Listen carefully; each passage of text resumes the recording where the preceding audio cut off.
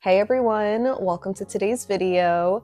My name's Stephanie, and today I'm going to be showing you all of Av's Cultivate collections for fall. So apologies for being a little late in reviewing these releases. In case you missed it, Olive Ave came out with Cultivate Part 1, I believe in August, and then Part 2 came out just a few weeks ago in September. She's also been doing these re-releases of some fan favorites that were previously retired, along with a couple of new shades as well. So I will save more of my thoughts for the end after some comparisons. For now, let me just show you the swatches. Starting with the Cultivate Part 1 collection, the first shade we have is Cerulean, which is described as a denim blue cream. Spoiler alert, Olive Ave creams are incredible. They apply so smoothly and they have really great formulas and coverage. I would say that Cerulean leans ever so slightly on the crelly side. You can see I had a little bit of a bald spot or sheerness near the tips of my nail, but it does build up to be fully opaque in just 2 coats. It also dries down impressively shiny, which I always recommend doing top coat, but I don't know, it just looks so glossy and so pretty as is. And here it is in natural lighting. It definitely has a beautiful denim kind of color. I just love the shade of blue for fall. It is so gorgeous. Next we have Olive, which is an olive green cream. This one is so stunning. It has a really creamy kind of formula. I would say that this is a bit more pigmented and even more full coverage, where honestly, I would probably just wear this in 1 coat, especially if I did have shorter nails. But even on my slightly longer length here, I had a hard time seeing any visible nail line, though I did still do a 2nd coat just to make sure it's all fully opaque. And yeah, this is a quintessential olive green shade. I find it really flattering because I don't think it has too much yellow in it that pushes it into the prugly category for me personally. I feel like this is one of the first olive greens that I actually really liked.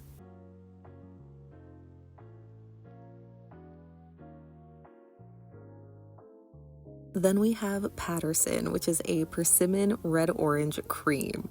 So if you watched my fall favorites this year, you already know that I love this one. It is such a stunning color for fall. And I feel like that's especially high praise coming from me because I normally don't love these red-orange type of shades, but this one just strikes such a perfect balance. I feel like on camera it does lean a bit more orange than red, but it truly is one of those chameleon kind of shades where if you pair this next to some other true reds, it looks very orange, but then next to true oranges, it pulls more red. Either way, I really love it, and it has another great formula, fully opaque in 2 coats.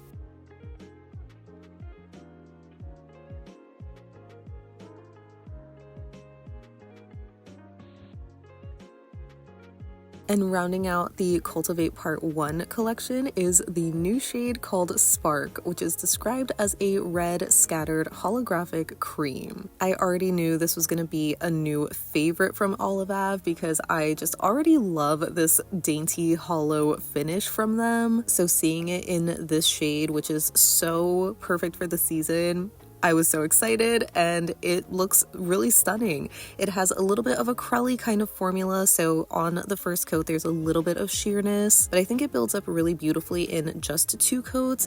I don't think most people would need a 3rd for this one, but it depends on your nail length and application. And yeah, this is just another stunning red shade. I was really happy to see it from Olive Ave because she doesn't give us a lot of bright reds, but I could see this one leaning a little bit orangey in undertone, so maybe it's another chameleon shade depending on either the lighting or your undertones. It might just look a lot more red or orange. I was really struggling with capturing the dainty hollow sparkle in this one. It looks extra dainty on camera.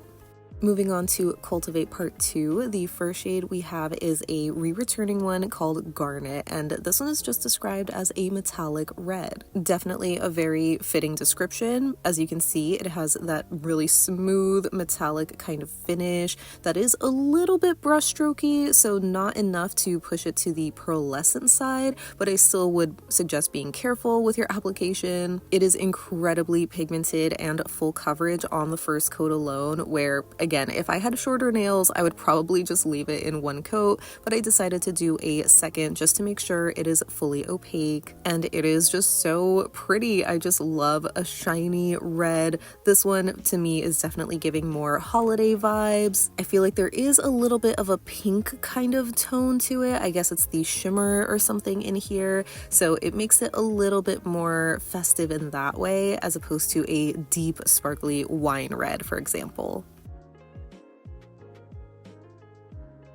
Cultivate Part 2 actually gives us two new shades. The first one here is Kindle, and this one is described as a dark red cream. I know a red cream is not revolutionary by any means, but it is just extra exciting because, again, Olivab does not really do reds like this. So I was very happy to see this one and was really impressed with the formula as well. As expected with other Olivab creams, this one applied so smooth and buttery. I would say this one is ever so slightly on the crelly side, as expected with a lot of darker reds, but it built up fully opaque for me in two coats. And even though this is dark, I would say it's more of like a medium dark shade where you can still very clearly tell that it's a dark red. It doesn't ever look black in any lighting, in my opinion, so I just really love that. The next and last returning shade we have is Pigment, which is a coppery brown metallic. And this has the typical fully opaque kind of metallic formula that I'm used to, where again, I would say you could easily wear this in just one coat. I still did a second coat just because my nails are a little bit longer, so I didn't want to risk seeing any bald spots for the full hand swatches especially. But yeah, this is a really stunning, super pigmented shade. No pun intended. And the color is just beautiful. It's definitely giving me perfect Thanksgiving vibes. Not really a metallic I would love to wear as a full hand mani, but I think this would be a perfect accent kind of color, whether as a nail or just used in nail art.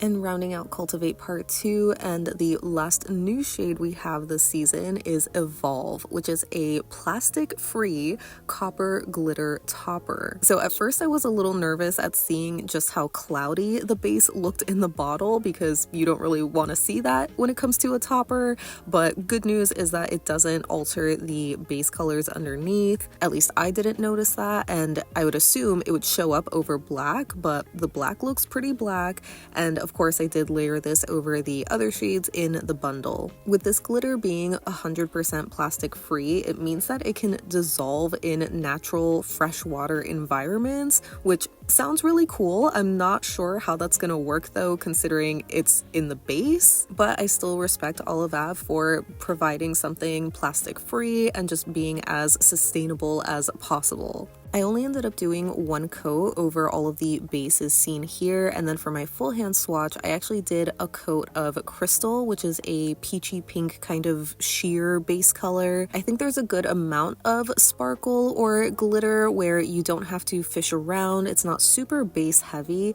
but this isn't as sparkly as a traditional metallic kind of glitter topper, if that makes sense. It'll be a lot more noticeable in the comparison portion, but I did like how it provided a subtle sparkle.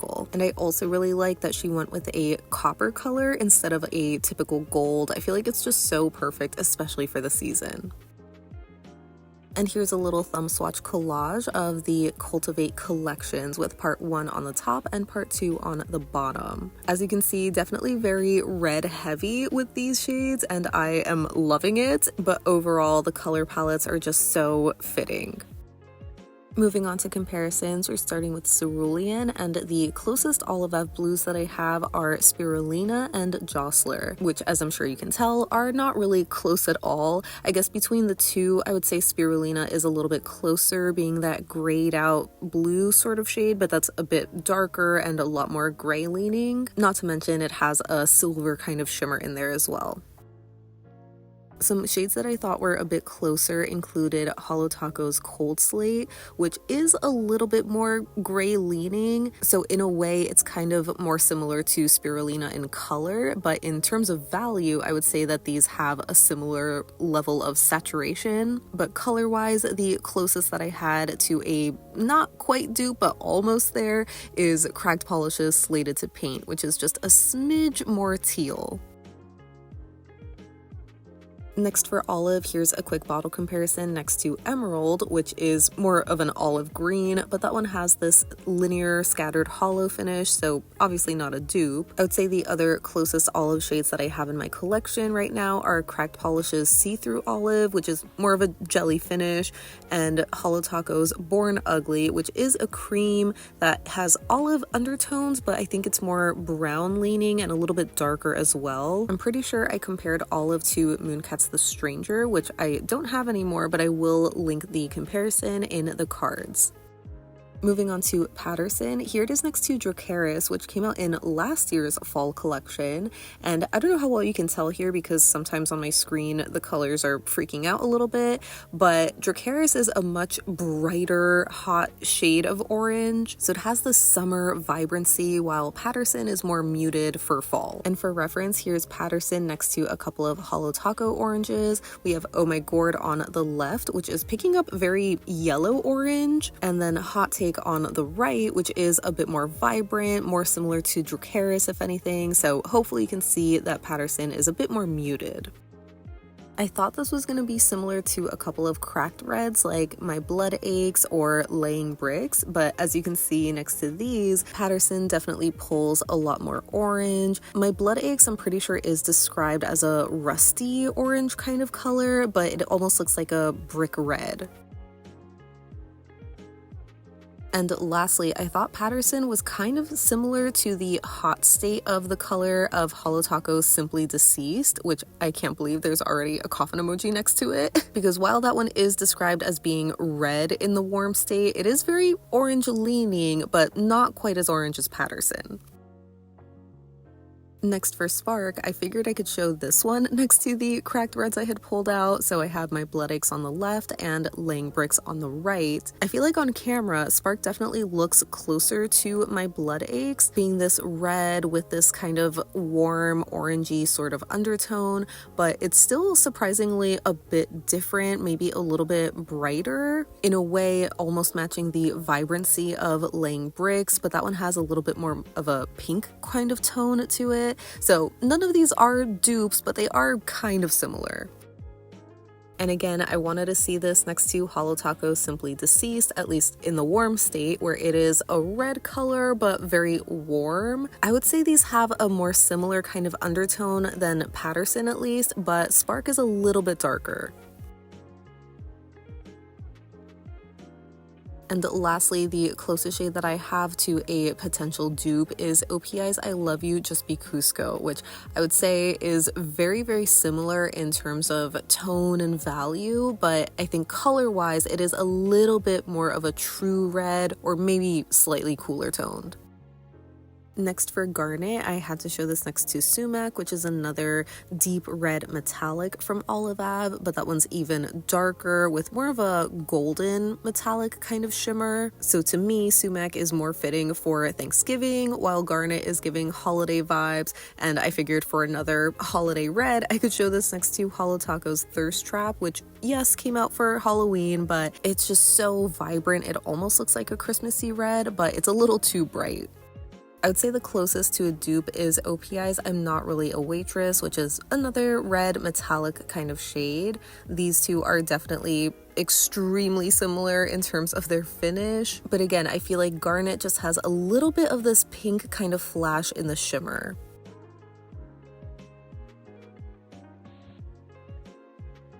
And here it is next to a couple of cracked metallic reds. I have Crimson Ecstasy on the left and Down with Authority on the right, which I guess is more of a shimmer, less of a metallic. In the bottle, Garnet looks the most similar to Crimson Ecstasy, but I feel like it is still a bit brighter, again, almost having this sort of pink flash of color, so I wouldn't call these dupes. Next for Kindle, I wanted to quickly show this next to Holo Taco's Thirst Trap, since that one was described as a bright blood red kind of color, but I think that's more fitting for Kindle. For other blood red shades, of course, I'm showing this next to ILNP's Dahlia from the Thorns collection that just came out, which I know is hard to tell because of how dark it looks in the bottle, but that one has a little bit of a berry undertone, so I figured I could also show it next to Crack's Red, which I thought was going to be closer, but that one is a bit too dark, so Kindle is a bit brighter than both of these. And lastly, for reference, here it is next to OPI's Big Apple Red, which I would say is a very true red, so you can see just how bright it is in comparison. Moving on to Pigment, I first thought of ILNP's Fawn, which is a magnetic formula, but you know, leaving it unmagnetized almost gives it a metallic sort of finish. And I figured I could also show this next to Mooncat's The Trouble with Immortality, because even though that one is a metallic, it's a little bit more of a shimmer metallic, if that makes sense. But either way, both the ILNP and Mooncat are a little bit lighter in color. So for some slightly darker metallic options, I pulled out Holo Taco's Fairy Tale, which again is another magnetic that I'm leaving unmagnetized, but that one's a bit more of a true brown shade, a bit cooler toned. And I also pulled out Cracked Polish's Granny Walk, which I also featured in my fall favorites video this year. It's the most similar when it comes to that true smooth metallic finish, but color-wise it is a bit different, where it's just a warmer, more orangey shade, or at least red-orange compared to the copper bronze that Pigment is. And lastly, for Evolve, the closest metallic copper topper that I have is ILNP's Compass, which is very similar in color, but again, it's more of that true metallic finish, so it catches the light a bit easier, which makes it look more sparkly. I feel like Evolve almost looks like the glitters are matte, if that makes sense. So that wraps up my swatches and comparisons for Olive Ave's Cultivate collections. As always, I would love to know your thoughts on these releases, especially if you already picked them up or not, or I guess let me know if you already had some of these fan favorites in your collection, because I was definitely excited to see most of those back because they are some of my favorites. I guess starting with Cultivate Part 1, I would say that's my favorite bundle out of the two, although I do love both of them together because Walker just does such an amazing job with creating the most perfect color palettes, and I feel like it's especially true for both of these, whether you want those earlier kind of fall vibes, a little bit more colorful, or if you're in the mood for something darker as we approach the holiday season. I feel like both of them are just so satisfying, and I'm always going to be a big fan of her color stories. You probably already saw me talk about Patterson being one of my top favorites, especially because I shared it in my fall favorites for this year, so I was very excited to see that one come back. But I am also equally, if not maybe more excited for Spark. That shouldn't be a surprise because Raindrop is one of my top favorite Olive Ave shades ever, which has the same kind of formula, being this crelly with a dainty hollow sparkle. I think it's just so pretty. So to see another color in that line is always going to be satisfying for me, but I especially love this shade. It is just such a beautiful shade of red, which if you know from Olive Ave, they don't really do a lot of reds, and so I feel especially spoiled by all of them for this or these releases. Because when it comes to Part 2, we obviously have those deep, rich reds, and I would say the cream is probably my favorite, even though that is very simple and basic, but there's something about that tone that is just so satisfying for this time of year. But I am also very intrigued by the glitter. I mean, I love the concept of it, and I'm curious to see how many other variations we'll get of it in the future. But I really like this one and thought it paired well with the rest of the shades too. So if you are interested in picking any of these up, I will have Olive Ab's website linked down below. As a reminder, I'm also an affiliate with Olive Ab, so if you use my link or code, you can save some money while also supporting me and my channel, because using those will give me a small commission. But even if you don't use them, I would love to hear your thoughts down below so we can chat about it. But thank you so much for hanging out with me today. I hope you have a great rest of your day, and I'll see you in the next one. Bye!